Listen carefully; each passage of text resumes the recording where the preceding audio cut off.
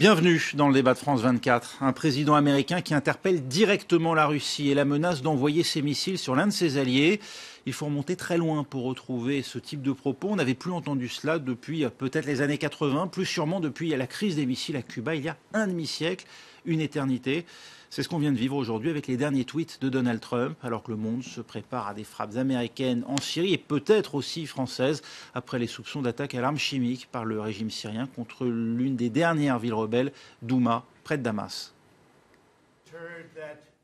Il avait promis des décisions majeures et rapides. Sur Twitter, le président américain adopte un ton résolument va-t-en-guerre. La Russie promet d'abattre tous les missiles tirés sur la Syrie. Préparez-vous, la Russie. Les missiles beaux, nouveaux et intelligents arrivent. Vous ne devriez pas être des partenaires d'un animal qui tue avec des gaz, qui tue son peuple et qui aime ça. Moscou, de son côté, continue de démentir toute attaque chimique et affirme par la voix de sa porte-parole que les États-Unis se trompent de cible en Syrie. Les missiles intelligents doivent voler en direction des terroristes et non pas en direction du gouvernement légitime qui lutte depuis des années contre le terrorisme international sur son territoire. Mardi soir, la Russie a opposé une nouvelle fois son veto à un projet de résolution américain visant à créer un mécanisme d'enquête indépendant sur le recours aux armes chimiques en Syrie. Depuis, le ton monte entre les Russes et les Américains soutenus par leurs alliés français et britanniques. Une escalade de la violence, vivement dénoncée par le ministère syrien des Affaires étrangères. Nous ne sommes pas étonnés par cette escalade dangereuse en provenance d'un régime comme celui des États-Unis qui a parrainé et parraine encore le terrorisme en Syrie. Lundi, un destroyer lance-missile américain a quitté le port chypriote de Larnaca pour se rapprocher de la Syrie. Moscou a d'ores et déjà mis en garde les Occidentaux contre d'éventuelles frappes. L'armée russe va déployer sa police militaire dans la ville de Douma à partir de jeudi. Alors, à quoi faut-il s'attendre dans les prochaines heures et faut-il saluer ou au contraire craindre cette intervention franco-américaine? Si elle se confirme, on en débat avec à mes côtés Agnès Levallois, consultante spécialiste du Moyen-Orient. Vous êtes vice-présidente de l'Institut de recherche et d'études méditerranéennes Moyen-Orient, l'IREMO. Merci d'être avec nous. Merci également à Bruno Tertrais, directeur adjoint de la Fondation pour la recherche stratégique. Le général Dominique Trinquant est aussi avec nous, ancien chef de la mission militaire auprès des Nations Unies. Et puis Amar Abdrabo, reporter et photojournaliste franco-syrien. Merci à vous quatre d'avoir accepté cette invitation. Tout de suite, on part pour Washington où l'on rejoint notre correspondante Sonia Dridi. Sonia, où en est-on? On est prêt à frapper du côté des Américains aujourd'hui. Est-ce que c'est véritablement le sentiment qui domine après ces tweets de Donald Trump? Oui, et surtout que le Pentagone vient de déclarer qu'il était prêt à présenter des options militaires au président américain Donald Trump. Alors toutefois, le ministre de la Défense, James Mattis, a dit que les États-Unis étaient encore en train d'évaluer les informations sur cette attaque chimique. Donc même s'il y a un côté belliqueux, il y a aussi, on montre aussi côté américain qu'on continue de s'informer sur la situation. Et évidemment, il y a eu ces tweets très va-t-en-guerre de Donald Trump qui a prévenu la Russie que les États-Unis avaient l'intention de frapper la Syrie. Il a dit à la Russie « Get ready », soyez prête car les nouveaux missiles beaux arrivent. Et il a également dit à la Russie qu'elle ne devrait pas s'associer à un animal qui tue avec du gaz son peuple, donc en parlant de Bachar el-Assad. Alors toutefois, Donald Trump multiplie les déclarations depuis lundi. On avait l'impression au départ qu'il allait agir vite, peut-être seul, et finalement il prend son temps, il consulte ses alliés, que ce soit la Grande-Bretagne ou la France. Il a aussi décidé de ne plus participer au sommet des Amériques prévu en fin de semaine pour rester à Washington et gérer le dossier syrien. Donc oui, il y a cette impression ici qu'il va agir, qu'il veut agir et d'une manière plus forte que la frappe américaine en Syrie l'année dernière. Mais il y a quand même une volonté de se coordonner avec les alliés et la communauté internationale. Merci Sonia, vous restez avec nous. Général, présenter des options, ça veut dire qu'on temporise là du côté de l'état-major américain en tout cas? Ça veut dire au moins que l'option n'est pas choisie, puisqu'on va présenter des options. Et donc à partir des options qui sont présentées, on doit faire derrière des plans, renforcer le renseignement. Et je rappelle que si le président Trump souhaite intervenir dans le cadre d'une opération multilatérale, avec au moins les Français et les Britanniques, ces options américaines doivent être présentées aux Britanniques et aux Français. Et le président français et la première ministre britannique les approuvaient. Donc tout ceci va prendre un peu de temps, à mon avis, à ce que je viens d'entendre. Oui, alors ça pourrait être un peu différent du scénario de 2013, on s'en souvient. On avait beaucoup tergiversé. Finalement, Barack Obama avait souhaité soumettre au Congrès la décision ou pas d'intervenir, ce qui d'ailleurs avait tout simplement mis fin à ces velléités d'intervention, après que les Britanniques eux-mêmes aient obtenu un refus à l'époque de la Chambre des communes. Bruno Tertrais, cette fois, on voit même Theresa May laisser entendre qu'elle pourrait intervenir sans même demander l'aval de la Chambre des communes. Ça veut dire qu'on n'est pas dans la même configuration ou dans la même détermination qu'en 2013 du côté des Occidentaux? Alors, ce qui est sûr, c'est qu'on est dans la même configuration du côté français, puisque les Français sont assez allants, tout en montrant quand même, c'est l'attitude d'Emmanuel Macron, moi, qui m'a frappé hier, en montrant quand même qu'on n'agissait pas dans la précipitation. Alors, c'est le contraire pour les États-Unis. Donald Trump, et on le voit dans ses tweets, très, très allants, un petit peu trop allants même. Pour la Grande-Bretagne, c'est un peu plus compliqué. Je pense que Theresa May et surtout Boris Johnson souhaitent participer à cette action, mais la question est de savoir s'ils peuvent avoir une majorité à la Chambre des communes pour approuver une telle action. Ils seraient obligés d'y passer parce qu'ils ont bloqué de fait en 2013 l'intervention occidentale. Oui. Est-ce que ce serait à nouveau le cas cette année? Ce serait dans la tradition britannique de le faire s'il s'agit de participer à des opérations offensives. Il y a aussi des manières de s'associer à une opération militaire sans participer directement à des opérations offensives. Moi, je serais quand même assez surpris que Mme May, dont le capital politique n'est quand même pas très élevé en Grande-Bretagne, décide d'y aller ou de participer à des opérations offensives, c'est-à-dire que concrètement les avions ou les forces navales britanniques tirent des missiles sans passer par le Parlement, mais je serais aussi surpris qu'elle passe par le Parlement. Ça, c'est vraiment une des incertitudes, à mon avis, de l'opération qui est en train de se préparer.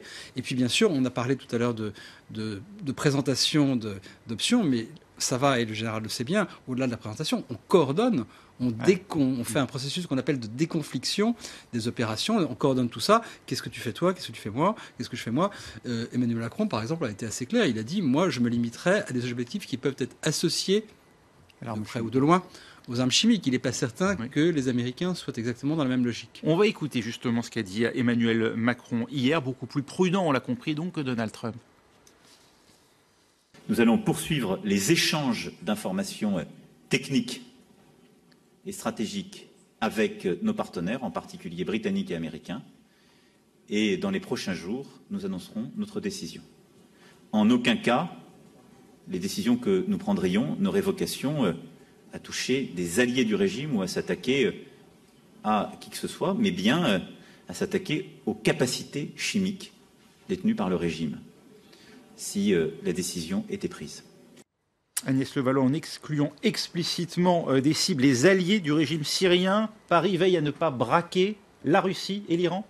Oui, et surtout Paris dit clairement que l'objectif, c'est de réduire les capacités d'utilisation d'armes chimiques par le gouvernement de Bachar el-Assad. Donc il distingue très clairement ce qui est la cause de toute cette affaire actuellement, à savoir l'utilisation par le régime ou supposée par le régime, puisque certains émettent encore des doutes, même si un faisceau d'indices va vers la direction du régime de Bachar el-Assad.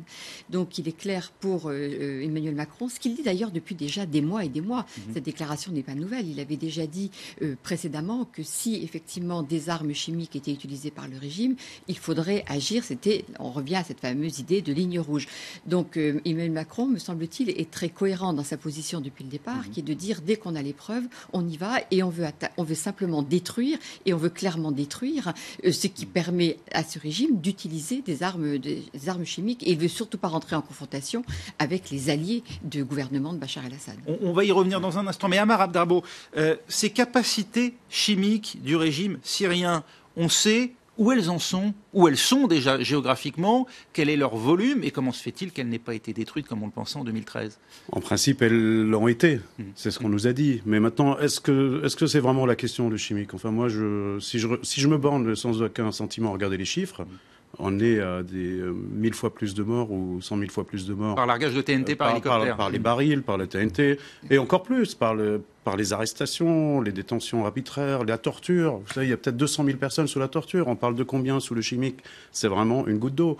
Donc, moi, quand je parle quand on parle entre Syriens de tout ça, on est très étonné par cette agitation, parce que c'est vraiment de l'agitation pour l'instant, parce que effectivement, pourquoi le chimique et pourquoi pas le reste? Vous y voyez une hypocrisie en fait. On n'a pas agi plus tôt et on se focalise sur une question qui pourrait nous concerner en fait un jour, c'est ça? C'est plus qu'une hypocrisie. J'écoute hier le président Macron qui dit Bachar el-Assad n'est pas l'ennemi de la France, c'est l'ennemi du peuple syrien. C'est extrêmement choquant parce que je vous rappelle, je me permets juste de faire un petit aparté, je vous rappelle un extrait du discours du président Macron le soir de son élection. Donc c'était même pas il y a un an, c'est il y a moins d'un an. Et il dit à un moment, les opprimés partout dans le monde attendent que nous soyons enfin nous. Il parle des opprimés, il parle d'une nouvelle espérance, il parle de liberté, il parle de choses comme ça. Donc je suis désolé, si les gens de Douma, ce ne sont pas des opprimés, si les Syriens qui doivent endurer depuis maintenant 50 ans un régime parmi les plus atroces de l'histoire contemporaine, alors donc pour vous, ce sont des frappes qui ont une base en fait essentiellement juridique, le fait qu'on est contrevenu aux textes internationaux qui réglementent l'usage des armes et en particulier qui proscrivent l'usage d'armes chimiques plutôt que pour des considérations morales. Déjà, il n'y a pas de morale, puis en plus, pour l'instant, il n'y a pas de frappe, on en parle comme ça. Oui. Et puis en plus, si vous voulez, il y en a eu une, on vient de le rappeler, en avril 2017, qui a servi à rien. On va en parler des objectifs. Va-t-on faire? On va parler des objectifs. Ce qui ne tue pas rend plus fort, vous le savez très bien. Donc, je pense qu'effectivement, les positions sont très différentes. La position de la France sur cette affaire, et l'ambassadeur au Conseil de sécurité l'a bien rappelé dans son intervention hier, c'est la prolifération des armes chimiques. Et en fait, la France se place de façon à contrer la prolifération des armes chimiques. Et donc, le président désigne bien que le problème, ce sont les armes chimiques. Et il prévient bien que c'est pas qu'il ne s'oppose pas en fait au gouvernement de Bachar el-Assad. Mais je pense qu'il y a une raison peut-être derrière ça. C'est qu'il faut voir le coup plus loin. Qu'est-ce que ça veut dire des frappes? Qu'est-ce qu'on fait après? Si on veut faire des frappes pour casser le régime Bachar el-Assad, qu'y a-t-il pour prendre la place? Et là, on revient à la stratégie russe qui, depuis 2015, dit écoutez, nous, c'est le président Bachar el-Assad parce qu'il n'y a qu'un gouvernement en Syrie et qu'il n'y a pas de gouvernement qui puisse le remplacer. Donc, c'est un peu compliqué. Vous placez l'intervention à un niveau très ambitieux, quand même. Ce serait un changement politique en Syrie. Mais justement, je pense qu'on n'en est pas là, mais que le président Trump, qui lui veut frapper feu et furie, si vous voulez, d'une certaine façon, avec la capacité américaine, il est en capacité de déséquilibrer le système. Et donc la question qu'on se pose, c'est quoi après? C'est ça. Alors ça pose peut-être aussi... Je précise juste que le général parle des Russes qui ne voient personne d'autre, mais disons plutôt qu'ils ont vraiment fait le ménage pour qu'il n'y ait personne d'autre. Bien sûr. Dire les choses comme elles sont. Oui, je comprends très bien l'émotion, la colère même des Syriens sur place ou de gens comme vous qui ne comprennent pas pourquoi on se met à intervenir pour 30, 40 morts, je ne sais pas, peut-être plus, alors qu'on n'a rien fait, ou quasiment rien, auparavant. Bon, ceci étant posé, c'est effectivement, comme le disait le général Trinquant tout à l'heure, l'enjeu aujourd'hui, pour les Français, il dépasse de très loin la Syrie. Il dépasse de loin la Syrie parce que l'idée, c'est de dire un pays qui avait promis, en plus, de désarmer complètement, de se détruire totalement son arsenal chimique en 2013, après le coup raté justement d'Obama, à mon avis, ils ont justement eu peur. C'est peut-être parce qu'ils ont eu peur qu'ils ont décidé de ratifier ce fameux traité d'interdiction des armes chimiques. Et ils disent, voilà, on n'a plus rien. Donc maintenant, c'est encore plus grave sur le plan symbolique et juridique, si vous voulez. Mais la symbolique et le juridique, in fine, c'est de la politique. Parce qu'on a un pays qui a dit, moi, je n'ai plus rien sur le chimique. Et donc, si on ne fait pas de la Syrie un exemple... Eh bien, le risque... Toutes les rébellions matées à coups d'armes chimiques. Écoutez, ça serait un signal très clair pour dire qu'on a le droit, finalement, dès qu'il y a une rébellion, de faire en sorte que le gazage des populations devienne un mode normal. La norme. De gestion des rébellions. C'est ça l'enjeu. Encore une fois, je comprends très bien l'enjeu syrien. Vous avez raison de le souligner. Et l'amertume de beaucoup de Syriens est parfaitement légitime. Mais je dirais que là, il faut aussi, nous, notre raisonnement, et a fortiori celui des gouvernements européens, c'est de dire ça va au-delà de ça. C'est de la réelle politique, totalement. Non, c'est pas de la réelle politique. Parce que quand on parle de gens, de gamins qui sont asphyxiés dans des caves, excusez-moi, mais c'est pas de la réelle politique non plus, quand même. C'est la réelle politique de le faire uniquement pour prévenir les usages futurs qui pourraient être faits. Le débat, quand même, on l'a abordé tout à l'heure, de manière très brève, c'est de savoir si entre Français et Américains, on va vraiment s'accorder sur le type d'objectif, parce que on peut craindre que Trump, on peut craindre ou espérer, je ne sais pas, effectivement, ça se débat. En tout cas, on peut penser que Trump est tenté soit tenté d'aller plus loin, au risque peut-être d'une confrontation avec la Russie. Un mot peut-être d'Agnès Levallois et on ira à Washington. Juste un instant. Sur le terrain, je pense que ça va être très difficile quand même de taper des installations militaires syriennes sans toucher les Russes ou les Iraniens, puisqu'on vient de voir dans votre reportage, sur place à Douma, c'est la police militaire russe. C'est ce que disent les Russes. À Alep, c'est le cas, c'est les Russes. Est-ce qu'ils le font à dessein d'ailleurs? C'est une question. Juste un mot, je pense, qui est important de dire, c'est que effectivement, même s'il y a certains, je sais pas si on parlait de cynisme, à vouloir s'attaquer simplement aux armes chimiques et laisser l'utilisation des autres armes depuis le début de ce conflit, je pense qu'il est important aujourd'hui de marquer un coup d'arrêt à cela, parce qu'on a bien vu en 2013, le fait que la communauté internationale n'intervienne pas, que les Américains n'interviennent pas, a permis à Bachar el-Assad, qui à ce moment-là était en état de faiblesse, le régime était quand même sérieusement faible ou affaibli, le fait qu'il n'y ait pas d'utilisation par les Américains et les Français à ce moment-là, que le signal fort n'a pas été respecté, ça a permis à Bachar el-Assad de continuer de plus belle en se disant que de toute façon, cette fameuse communauté internationale n'agirait jamais. Et ça a convaincu, l'inaction a convaincu aussi les Russes d'entrer dans le jeu? Bien sûr, ça les a évidemment, et d'autant plus que les Russes se sont dédouanés en disant, écoutez, on va calmer le jeu, nous on va faire en sorte que les Syriens n'aient plus d'armes chimiques parce qu'ils vont détruire leur arsenal. On savait très bien qu'ils allaient en garder un petit peu. Et depuis, le gouvernement de Bachar el-Assad n'a eu de cesse que d'utiliser des armes chimiques régulièrement, tranquillement. Comme personne ne réagissait, il a continué à le faire.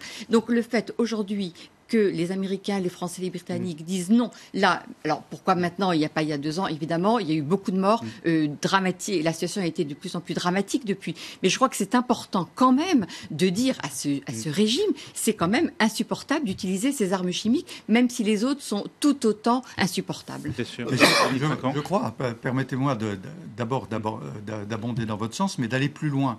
Je crois qu'au-delà du régime syrien, c'est le problème de l'utilisation de la force. Si vous voulez, le président Poutine, depuis un certain temps, a utilisé la force, que ce soit en Crimée, que ce soit en Ukraine, que ce soit un peu partout. Et pour l'instant... Pour créer des faits accomplis. Oui, et pour l'instant, tout le monde l'a laissé faire. Et là, aujourd'hui... on est à l'heure de vérité, si j'ose dire. Parce qu'on lui dit, le président Trump au moins lui dit, halte là, vous allez voir, les missiles vont arriver.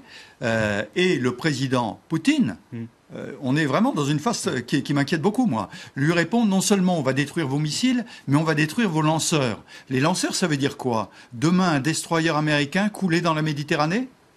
On est dans une phase extrêmement... Mais c'est le bras de fer. Pour vous, on vient aux paroles de Khrouchtchev. On est revenu à la crise des missiles ou à cette époque? Alors, il y a le nucléaire mis à part, on est dans une phase extrêmement difficile, extrêmement tendue, où d'une certaine façon, Trump a tellement parlé qu'on va lui dire, maintenant, dis ce que tu as fait. Et puis, s'il ne le fait pas, Poutine dira, vous voyez, que du blabla. Et s'il le fait, on est dans une tension extrêmement difficile. Que ça soit dangereux, je suis parfaitement d'accord. Une opération militaire d'ampleur significative est toujours dangereuse, il y a toujours des risques. Bon. Cela dit, la comparaison avec la crise de Cuba, permettez-moi de vous dire, c'est de la foutaise. Les Russes manipulent cette peur pour justement essayer de contraindre les opinions publiques à faire pression sur le gouvernement, à dire « Oh là là, mais c'est trop dangereux ».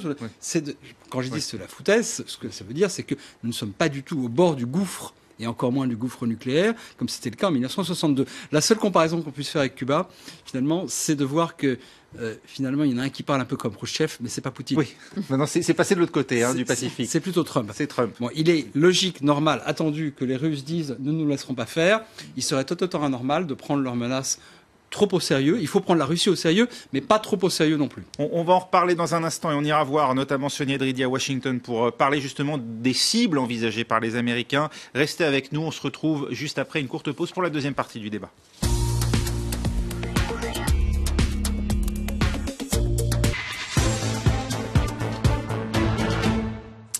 Deuxième partie du débat de France 24. Faut-il s'attendre à des frappes imminentes ou à de nouvelles discussions au plus haut niveau à Washington, puisque du côté de l'état-major, on en est à présenter des options au président américain. L'hypothèse donc de frappe dans les toutes prochaines heures pourrait donc s'éloigner, si l'on en juge du moins par ses propos. On va en parler avec à mes côtés toujours Agnès Levallois, consultante spécialiste du Moyen-Orient, vice-présidente de l'Institut de recherche et d'études méditerranéennes, l'IREMO. Bruno Tertrais, vous êtes directeur adjoint de la Fondation pour la recherche stratégique. Le général Dominique Trinquant, ancien chef de la mission militaire auprès des Nations Unies, et Amar Abdrabbo, reporter et photojournaliste franco-syrien. Merci à nouveau à vous quatre d'avoir accepté de débattre. Et on retourne tout de suite à Washington, rejoindre notre correspondante Sonia Dridi. Sonia, on s'en souvient, les les Américains avaient déjà frappé, c'était l'année dernière, la Syrie, après l'usage prétendu déjà à l'époque d'armes chimiques à Khan Cheikhoun. Aujourd'hui, quelles sont les cibles visées par les Américains? À l'époque, on s'en souvient, elles étaient essentiellement symboliques. Oui, alors pour l'instant, on n'a pas beaucoup d'éléments. Le Pentagone a seulement dit que des options militaires étaient prêtes à être présentées au président Trump. Mais ici, on dit que ce serait probablement des bases aériennes syriennes où seraient stockées des armes chimiques. Mais ce qu'il faut rappeler aussi, c'est que Donald Trump, il y a quelques semaines encore, disait qu'il fallait se retirer de la Syrie, qu'il fallait retirer les soldats américains qui étaient encore en Syrie. Et donc, finalement, c'est pour ça qu'ici, on a un peu du mal à envisager, selon certains experts, ici, une opération de plus grande envergure.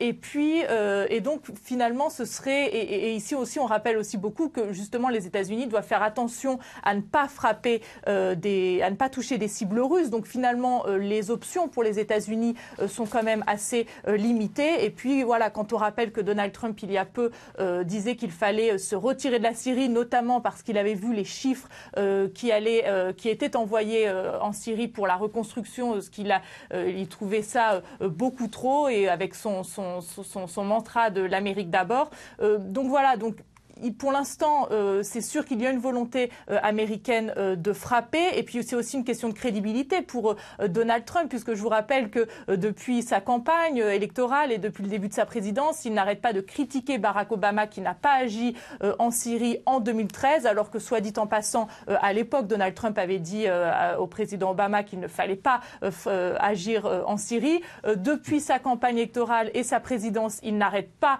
de s'en prendre à Obama sur ce sujet. Donc finalement, c'est une question de crédibilité. Et en plus, dans son parti, le Parti républicain, on le soutient à ce niveau-là. Encore ce matin, un sénateur disait que ça allait être un moment qui allait définir la présidence de Donald Trump. Beaucoup sont plutôt interventionnistes. Il y a aussi des néoconservateurs qui veulent vraiment que Donald Trump agisse. On parle aussi évidemment de son conseiller à la sécurité nationale, le faucon John Bolton, qui a en général une posture plutôt agressive. Alors maintenant qu'il est dans l'exercice du pouvoir, certains disent qu'il comme il va devoir aussi assumer les conséquences, il n'agira peut-être pas aussi de façon aussi agressive qu'on aurait pu le prétendre. En tout cas, on voit là qu'il y a vraiment une volonté de consulter les alliés. Donc voilà, il y a des options, mais elles sont aussi limitées vu le contexte et la présence des Russes sur place. Et l'opinion publique aux États-Unis, Sonia, elle en pense quoi? Est-ce qu'on a consulté, est-ce qu'il y a des sondages, des enquêtes d'opinion qui ont été faites sur l'hypothèse de frappe sur la Syrie et la poursuite peut-être aussi de l'engagement? Alors, je n'ai pas vu de sondage récemment. Puis, je dois vous dire qu'ici, on parle aussi beaucoup de la situation nationale. Par exemple, on parlait de la Syrie lundi. Et puis, quand il y a eu la perquisition au domicile de l'avocat de Donald Trump, eh bien, tous les médias américains étaient revenus sur des sujets nationaux. Ce qui est sûr, c'est que l'opinion publique américaine, qui a été quand même traumatisée par ce qui s'est passé en Irak, n'est pas forcément pour l'envoi, par exemple, de davantage de troupes, mais des frappes, des frappes bien ciblées. Il y a quand même une opinion publique américaine qui est émue par ce qui se passe en Syrie. Donc, il n'y a pas une grande opposition à cela. Alors, je dois vous dire que Donald Trump, qui souvent agit en fonction de sa base, bon, sa base électorale n'est pas non plus extrêmement concernée par ce qui se passe au Moyen-Orient. Donc là, c'est aussi une question de crédibilité pour Donald Trump par rapport à ce qu'il a dit et répété, notamment contre Barack Obama. Donc, il ne prendrait pas un énorme risque politique si l'opération se limite à des frappes. Dominique Trinquant, ça va être intéressant effectivement de voir les cibles qui vont être visées et l'efficacité de ces frappes américaines, parce que l'objectif, eh bien, on l'imagine, c'est de faire le moins de victimes collatérales, bien sûr civiles, mais également de victimes côté russe, parce que bien sûr il y a toujours ce risque-là. Qu'est-ce qui se passerait si des soldats russes venaient à être victimes de frappes américaines? Le premier point, c'est que comme on a donné un signal d'alerte, les mesures de protection ont été prises. C'était l'objectif des tweets de Donald Trump aujourd'hui? de dire aussi aux Russes, dégagez le terrain, on arrive? Je ne me prononcerai pas sur l'objectif des tweets de Donald Trump, surtout très tôt le matin ou en pleine nuit. Non, mais si vous voulez, les mesures d'alerte ont été prises, c'est-à-dire que les missiles, les radars fonctionnent, que les avions syriens se sont déplacés sur les bases russes, que les Russes se sont déplacés sur les bases syriennes et les Iraniens également. Donc ça va être extrêmement compliqué. Mais pardonnez-moi, moi j'ai l'impression, à écouter tout ça, et je m'excuse pour les Syriens, mais j'ai l'impression que le problème, c'est pas la Syrie. C'est pour les Français l'armement chimique et pour les Américains, les Russes. Et c'est ça le vrai sujet. Parce que les messages, ils les envoient non pas à Bachar al-Assad, mais à Poutine. Et là, je pense qu'il y a un... Alors, évidemment, Donald Trump, on l'a vu sur d'autres exercices avec la Corée, etc., adore les bras de fer de ce type-là et de montrer que, bon, maintenant, est-ce qu'on va passer... Alors, quand vous passez au cible, moi je fais un calcul très simple. Aujourd'hui, sur la zone, immédiatement disponible, si les frappes avaient lieu maintenant, il y a à peu près 110 missiles de croisière. 110 000 missiles de croisière, c'est jamais que le double de ce qui a été envoyé il y a un an. Donc, qu'est-ce qu'on va faire avec ça ? Je veux dire, on va sûrement frapper, mais est-ce qu'on va cibler 2 bases, 3 bases ou des dépôts, etc. Peut-être, mais on ne va pas radicalement changer la donne. Agnès Levallois. Ce qui est vrai, il y a une chose que vous venez de dire qui me paraît très juste, c'est que ça fait depuis très longtemps qu'on a oublié la population syrienne dans ce conflit et que le nombre de conflits qui se retrouvent aujourd'hui concentrés sur la Syrie est absolument monstrueux. On voit bien qu'on est, et avec les déclarations depuis 2-3 jours, on le voit bien. Le bon exemple, c'est la Turquie qui s'est détachée de ses alliés occidentaux, qui s'est détachée de l'opposition à Bachar el-Assad pour se fixer sur la question kurde. Donc il y a la question kurde, il y a la question avec la Turquie, il y a la question de l'Iran, de la Russie avec Bachar el-Assad, mais également la Russie, les États-Unis, les Européens. Enfin, il y a un nombre de conflits aujourd'hui qui fait que effectivement la population syrienne est complètement oubliée par tous les acteurs sur le terrain, par Bachar el-Assad, le premier qui continue à tuer tant qu'il peut sa population sans que ça lui pose le moindre problème, et les uns et les autres qui se sont ajoutés aujourd'hui à ce conflit, qui fait que la situation est complètement inextricable, et on le voit bien avec la question des frappes dont on parle aujourd'hui, c'est que l'objectif du président Macron, c'est surtout de ne pas faire de dégâts vis-à-vis des Russes, mais éventuellement aussi des Iraniens, puisqu'on ne sait pas quelle pourrait être la réaction, et que donc on est dans une situation extrêmement à reculons. Non, je pense qu'il a eu une position très claire qui est de dire nous, on veut attaquer les bases d'où partent les attaques chimiques, donc ça c'est clair, mais concrètement, matériellement, comment fait-on alors qu'il y a justement tous ces acteurs aujourd'hui qui sont sur le terrain si on ne veut pas que la situation s'embrase au-delà qu'elle est déjà suffisamment compliquée et tendue. Ceci dit, sur les victimes russes, je ne sais plus, il y a 3 semaines ou un mois, il y avait eu un bombardement avec plus de 100. On parle de 200 Russes. Alors alors Wagner, ça aussi, c'est qu'ils appartenaient visiblement à un groupe qui n'était pas officiellement l'armée russe. Oui, mais on n'a pas subi les foudres en représailles pour autant. Donc, peut-être parce que justement, ils ne portaient pas d'uniforme. Je suis d'accord avec mon voisin pour dire attention, c'est pas parce qu'ils crient très fort et qu'ils disent on va voir ce qu'on va voir qu'on va s'en prendre plein la gueule. Bruno Tertrais, est-ce qu'on ne risque pas, nous, Français, de se faire embarquer par Donald Trump dans une aventure dont nous serions finalement les victimes les plus commodes pour les Russes, les plus faciles ? Écoutez, première chose, c'est plutôt dans cette affaire depuis 2013, les Français qui ont embarqué les Américains que l'inverse. Quand j'entends certains commentaires depuis 2 jours dire la France va être là à la remorque des États-Unis, c'est absurde, c'est totalement absurde. On peut approuver ou désapprouver ce qui est en train de se préparer, mais on ne peut pas dire que la France est à la remorque des États-Unis. Deuxièmement, on se répartit les cibles et la France, si elle fait comme en 2013, va dire non, ça, je ne veux pas avoir une quelconque responsabilité dans la destruction ou la neutralisation de telle ou telle base. C'est trop dangereux, on risque de tirer les Russes, etc. Sur la Russie, d'ailleurs, je note que cet après-midi, les Russes ont évacué tous leurs navires de guerre présents sur les ports, enfin à Tartous notamment.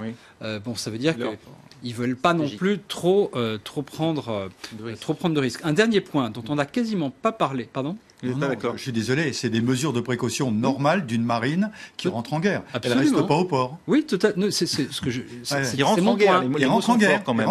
Oui, mais mon point consiste à dire que la Russie ne cherche pas à attirer les Américains dans un piège et à justement essayer de jouer créer des dommages pour ensuite trouver un prétexte. Exactement. Non, c'est une précaution qui veut dire nous nous attendons à ce qu'il y ait une opération, nous faisons partie du jeu. Point barre. Il y a une dimension dont on n'a pas du tout parlé, quasiment pas parlé depuis dimanche, depuis samedi soir, c'est le fait qu'il y a un lien désormais entre la Russie et le chimique. Pas forcément un lien, alors parce que ça reste très discuté. Qu'est-ce que les Russes savaient, ne savaient pas? C'est Skripal. C'est Skripal, et Skripal a quand même donné lieu, à me le rappeler, c'était il y a très peu de temps, mais l'actualité va de plus en plus vite, à une expulsion sans précédent de diplomates, entre guillemets, russes, depuis la fin de la guerre froide. Et ça a quand même pas mal énervé Donald Trump, qui était déjà très énervé par le discours de Poutine sur les nouveaux missiles, les nouvelles forces, 1er mars, reste solennel. Il faut quand même remarquer que le contexte, c'est un Donald Trump qui a changé de langage assez radicalement en 3 mois sur la Russie. Il est très énervé. C'est pas forcément une bonne chose que Trump soit énervé. Mais on a quand même là vraiment un Trump qui doit être en train de pousser le général Mattis à dire « je veux l'option la plus grosse ». Et Mattis qui lui dit « Monsieur le Président, est-ce vraiment ça que vous voulez ?» Parce que son travail, c'est aussi de lui dire « attention, voilà les risques ». Et puis par rapport à ce que disait Sonia Dridi à l'instant, c'est que tout ça est en parallèle par rapport à cette enquête sur les enjeux d'élection, sur l'implication des Russes. Alors justement, etc. on va en parler. Donc, parce qu'il y a un tweet de Donald Trump qui est très troublant aujourd'hui. Mais avant, peut-être un mot, puisque vous parliez de cette fameuse déclaration de Vladimir Poutine. C'était le 1er mars, au moment de son discours devant la Fédération de Russie, où il avait évoqué ces nouvelles capacités, notamment ce fameux missile de portée illimitée et prétendument invincible, sans aller jusque-là, parce qu'on n'imagine pas évidemment qu'il l'utilise dans l'immédiat, mais il n'existe pas pour l'instant. Voilà. Pour ce qui est, il est en cours de conception. Mais pour ce qui est là de la Syrie précisément, que sait-on des capacités antimissiles des Russes et de leur capacité donc à intercepter des frappes et à déjouer donc des frappes américaines et françaises? On sait que les capacités antiaériennes qui ont été déployées en Syrie, les S-300, S-400, sont les derniers modèles. Et maintenant, on est toujours là dans la dissuasion. Tant qu'on n'a pas percé les systèmes, on ne sait pas. Vous comprenez ? On a des données, mais que je ne possède pas. On a des données électromagnétiques, etc. Mais tant qu'on n'est pas au test final, ça ne marche pas. On le saura lorsque ça jouera. Juste un point sur l'embarquement de la France ou pas avec les États-Unis. Je pense qu'on est quand même dans une situation difficile, un petit peu difficile. C'est-à-dire que le président Macron s'est très marqué pour intervenir avec les Américains. Oui. Mais si dans la répartition des cibles, il y a effectivement le président a son mot à dire, le président français dit je ne vais pas y aller, il va être dans une situation difficile. Parce qu'au bout du compte, si les frappes américaines ne correspondent pas à ce que veut le président Macron, là, il va falloir que les Américains fassent des concessions pour que les Français puissent frapper, s'ils veulent les avoir avec eux, sur les cibles qu'ils ont désignées. Donc c'est là où, dans le domaine du temps, ça va prendre un peu de temps, je pense, tout ça. Oui, donc c'est pas pour tout de suite, c'est ce que vous dites. Hein. Bon. Pas pour ce qui est aussi intéressant de voir, c'est qu'il y a quelques jours, on rapportait une visite de Ali Mamlouk, le chef des services secrets syriens, à Rome. Et on en a parlé depuis quelques mois. On parle, alors c'est des rumeurs ou c'est des ballons d'essai, mais on parle de la réouverture de l'ambassade de France à Damas pour un moment ou un autre. Là, on voit bien qu'on est vraiment dans une situation où on en est très très loin d'un seul coup. C'est peut-être pas plus mal, même s'il n'y a pas de frappe. Je veux dire, cette espèce de réévaluation du régime syrien à l'aube de tout ce qui vient de se passer, c'est pas totalement inintéressant. Vous évoquiez, Bruno Tertrais, justement ces liens entre Donald Trump et la Russie, puisque évidemment il y a cette enquête qui continue de coller au basque de la Maison-Blanche du procureur Mueller sur une prétendue collusion durant la campagne présidentielle de 2016 entre l'équipe de campagne Trump et la Russie. Cette enquête, elle, est toujours en cours. Elle vise des membres de l'entourage proche de Donald Trump, et il se trouve que Donald Trump y a fait allusion aujourd'hui dans l'un de ses tweets. On va le voir à l'instant. Il explique qu'une grande partie des difficultés en ce moment avec la Russie sont causées précisément par cette enquête. Une grande partie du mauvais sang avec la Russie est causée par l'enquête Fake and Corrupt Russia, dirigée par tous les loyalistes démocrates ou les gens qui ont travaillé pour Obama. Le procureur spécial Mueller est le plus conflictuel de tous, excepté Rosenstein, c'est le numéro 2 du département à la justice, celui-là même qui a nommé Mueller, puisque le patron du département à la justice a dû lui-même se récuser dans cette enquête. Donc Rosenstein qui a signé la lettre. Bon, c'est assez compliqué vu de l'extérieur, mais on a compris, en gros, que Donald Trump accable ses ennemis de l'intérieur aux États-Unis, ceux qui ont lancé cette enquête contre lui. Il les accuse d'être à l'origine de ce mauvais climat, cette mauvaise ambiance avec la Russie. Sonia Dridi, c'est très étonnant parce que, évidemment, on ne peut pas s'empêcher, quand on voit Donald Trump prendre des positions très dures avec Moscou, de se dire qu'il a certainement dans un coin de sa tête peut-être aussi une part de calcul politique. Or là, c'est lui-même qui fait d'une certaine manière cette révélation. Et si finalement tout cela n'était pas un gigantesque écran de fumée, justement pour dire au peuple américain, regardez, aucune collusion n'est possible puisque c'est moi et non pas mon prédécesseur Barack Obama qui est prêt à frapper la Syrie, y compris avec la présence russe sur le terrain. Oui, c'est très contradictoire et ce n'est pas la première contradiction de Donald Trump.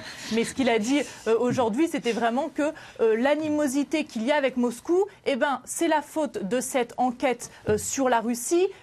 Et en gros, c'est la faute des démocrates. Il a d'ailleurs encore mentionné Barack Obama. Et puis ici, quand même, tout le monde a noté que même si évidemment le ton contre la Russie est beaucoup plus dur ces derniers jours, il a expressément nommé Vladimir Poutine dans un tweet. Il a dit que la Russie aidait l'animal Bachar al-Assad. Mais ici, on a quand même noté que après l'expulsion de 60 diplomates russes des États-Unis, qui était la plus grande expulsion de diplomates depuis la guerre froide, pas un tweet, pas un mot. Et lorsque des diplomates américains ont ensuite été expulsés des États-Unis, pareil, pas de tweet, pas de déclaration. Et selon des sources proches de la Maison-Blanche qui ont été citées par des médias américains, Donald Trump, justement, ne faisait pas de déclaration publique car il espérait encore un réchauffement des relations avec la Russie. Donc, il joue un peu sur les deux tableaux, puisque d'un côté, c'est ce qu'il dit encore aujourd'hui, finalement, l'animosité avec Moscou, c'est à cause de cette enquête. Donc, on sent qu'il a quand même envie, comme il l'a dit plusieurs fois, d'avoir de bonnes relations avec Moscou. Et en même temps, il veut montrer qu'il est dur, qu'il est plus dur qu'Obama, puisqu'il est prêt à frapper le régime d'Al-Assad, l'allié de Moscou. Donc, finalement, c'est encore une contradiction. Et ce qu'on voit surtout, c'est que Donald Trump est très remonté contre cette enquête qui empoisonne sa présidence depuis le début, qu'il dénonce comme une chasse aux sorcières. Il y a des rumeurs ces derniers jours sur le fait qu'il a très envie de limoger le procureur spécial.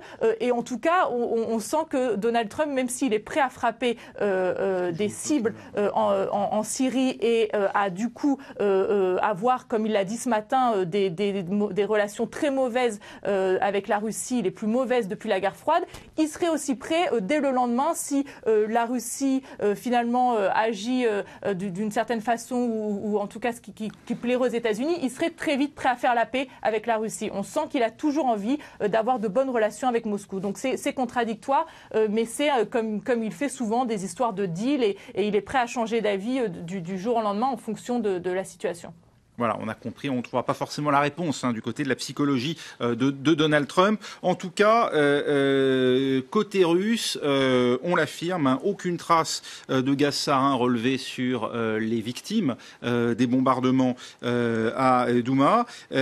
Pourquoi est-ce que les Russes s'obstinent à opposer leur veto à l'enquête? C'est qu'en gros, ça signe quand même un peu leur culpabilité d'une certaine manière, non, Dominique Trinquant? Alors, nous en parlions tout à l'heure. Je connais un petit peu la pratique des résolutions du Conseil de sécurité. C'est une résolution qui a été rédigée par les Américains, qui demandait une enquête, mais qui accusait la Syrie.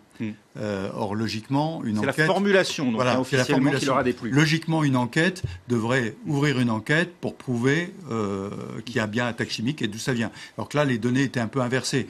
Donc, j'allais dire, c'était une résolution dont tout le monde savait que les Russes s'y opposeraient. Un mot de chacun. Oui, sur ce sujet, il faut quand même rappeler également que les officiels russes ont dit absolument tout et son contraire depuis 3 jours. Oui, mais ils disaient et avec un aplomb absolument extraordinaire. Et puis surtout, rappelez que c'est la Russie qui a apposé son veto l'an dernier à la poursuite du mécanisme d'investigation spécial de l'ONU sur les armes chimiques en Syrie. Si on n'a plus de mécanisme particulier destiné justement à des cas comme celui-là, c'est à cause de la Russie. C'est un peu fort de café quand même. Et la Russie quand même est très embêtée parce que c'est quand même cet accord de désarmement des armes chimiques a été fait sous son autorité. C'est elle qui a imposé cela pour justement permettre une sortie de crise, que Bachar el-Assad sauve la face. Et donc le fait aujourd'hui qu'on sait que ce régime a utilisé et utilise probablement dans cette affaire de Douma des armes chimiques, évidemment c'est une claque pour la Russie et une claque d'autant plus importante qu'il soutient et il continue à soutenir Bachar el-Assad alors que celui-ci le met en difficulté. Donc là, il y a quand même une situation, je pense, un peu compliquée pour les Russes. Amar Abdrabbo. Oui, moi je suis toujours surpris par les sceptiques et les négationnistes, on va dire, qui nous balancent à court de tweets ou de théories à qui profite le crime, etc. Et qui sous-entendent finalement que ce sont les rebelles qui s'infligent l'arme chimique à eux-mêmes. Donc ça voudrait dire que depuis 5 ans, On a des rebelles qui régulièrement se frappent eux-mêmes à l'arme chimique, mais qui ne l'ont jamais utilisé contre le Hezbollah, ils l'ont jamais utilisé contre les Iraniens, jamais utilisé contre les Russes, mais régulièrement, tous les 3 mois, comme ça, pour susciter l'indignation internationale, paf, ils se balancent des trucs sur eux-mêmes. Donc bon, je veux dire, qu'on respecte un peu notre intelligence. C'est contraire au bon sens, c'est ce que vous dites. Oui, le mot de la fin. Ce que je pense, c'est qu'effectivement, les Russes, avec le processus qui a été arrêté l'année dernière, évidemment, ont supprimé la capacité d'investigation permanente. Ce que je dis simplement, c'est que dans la rédaction de la résolution, elle a été rédigée pour être refusée. Ah, c'était même l'intention, dites-vous, des Américains. Merci beaucoup à vous quatre d'avoir accepté de débattre. Merci au général Dominique Trinquant, à Bruno Tertrais, à Amar Abdrabbo et également à Agnès Levallois qui était avec nous. Et puis je salue aussi notre correspondante Sonia Dridi avec nous depuis Washington.